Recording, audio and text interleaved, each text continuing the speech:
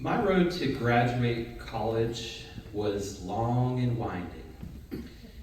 Along the way was about 4,000 miles in 15 states, all from the unexpected seat of a bicycle. I'll explain. My story starts in Bar Harbor, Maine, where I was going to my freshman year at College of the Atlantic, and I was really excited, big-eyed, bushy-tailed, to start my college career. And of course, everyone remembers September 11th. That was about 2 weeks into my time at college. Being from New York, it sent me into a bit of a tailspin. And I ended up dropping out of college. We're talking like a month in. And went back to New York, where I'm from, moved back in with Mom into the basement before that was cool. And I didn't know what to do. I was suddenly a dropout. So I was ashamed of myself, and I got this job in a flower shop, so I could sort of hide in this basement and cut flowers and try to figure out what was going on with my life and with the world. The depression got worse, and even to the point where I was having some suicidal thoughts, and it was really not a good place in my life. That May, we were supposed to go to Oregon. My older brother was graduating college in Reed in Portland, and so we had this trip planned with the family. And I told my mom, I had this crazy idea, make my flight a one-way ticket. I'm gonna fly there with my bicycle, and I'm gonna ride home. This was my idea. This was the trip that was gonna save my life. Okay, so as soon as I made this decision, this transformation happened, and everything started to change. I got a second job. I started delivering pizzas so that I could make more money and buy the gear to afford to do this trip. It was going to take about 3 months. I became a member of something called Adventure Cycling Association. I bought this series of maps for the Trans-America Trail and put them up in my bedroom, taped them up, and started to get very excited about this journey I was going to take. Suddenly I had this renewed sense of purpose. And I also got this magazine, and this was early 2000s, sort of before internet. So I'm reading this magazine, and in the back there was an ad for Companions Wanted. And in one of these ads, because this is how crazy people found partners to do this kind of thing, the ad said 23-year-old female seeking companions to ride the Trans-America Trail. And I was like 18 at the time. I said, I think I can hang with that. So we corresponded. Her name was Jenny. And so fast forward to May, we flew out to Oregon with the family. And my brother walks across the stage, the family flies home, and I'm left with my bicycle and this cute older chick, Jenny, and also Ziggy. Ziggy had also responded to the ad, so now we're like a threesome here. Ziggy was a anarchist, self-described anarchist from Florida, and Jenny, who's from Spokane, she actually got cold feet. I mean, right then and there, and she shipped back to Spokane. She said, "This is actually not for me," and left Ziggy and I to do this bicycle trip, just me and this random anarchist.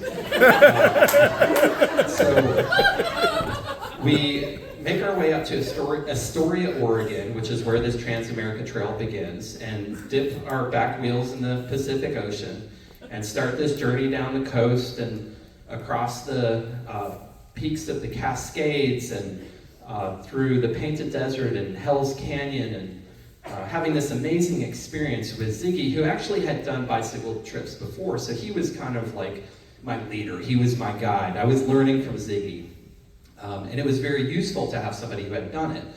He was teaching me how to make camp and break camp and make the most miles you could make each day.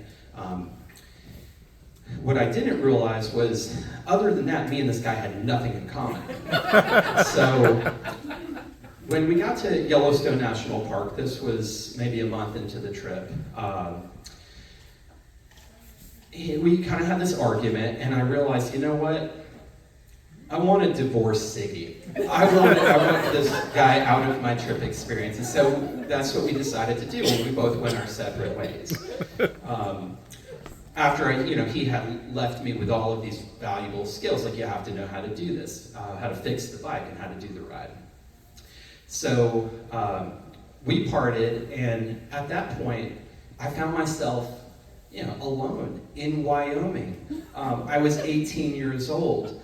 I suddenly had this sense of confidence, and this transformation was still occurring. So what started to happen was I bought this little stuffed jackalope, which is like the state thing in Wyoming or something, and put it on the back of my bike, and it started to become this conversation starter. And people started to talk to me, because when you're riding a bicycle across America, you're very vulnerable, you're very out there. It's not like you're in your car, surrounded by glass. And I started to have these experiences of what's called trail magic, which some folks may have heard of before, and just these encounters with these amazing people, Chilean sheep herders in Wyoming, who would refill my water when I was getting low, and families who would invite me into their homes. And I also learned something interesting about storytelling, which is that it became a form of currency. I found myself in campsites where it was a tool. I was getting low on some food, and so I walked up to a shiny RV and I started to say, excuse me, I'm on this trip and I am running low on oatmeal and riding a bicycle across America, and it's 2 more days, and then, honey, you gotta hear what this guy's doing, and they would get down, and the kids would hear the stories, and I would be invited in, and it was this amazing thing. And they would get their stories, and I would get my oatmeal. And it was this way the rest of the way across the country, that people saw what I was doing. They wanted to become a part of my story. I was very happy to share what I was doing with them. And in a way, it felt like, this thing of trail magic, that it's basically the universe giving you what you need. You don't even know what it is, but providing you with what you need when you need it to help support you so that you can continue on your path.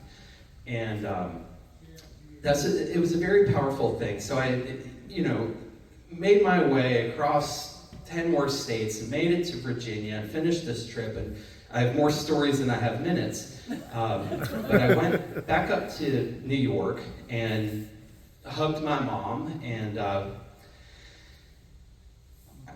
rode my bike back to Maine, and went back to college. Better late than never. But I just feel very privileged and proud to have had that experience. And it reminds me, when I was thinking about this story, that we're much stronger than we think we are. We're capable of more than we know, and we don't know exactly what that is until we're tested. Thank you so much.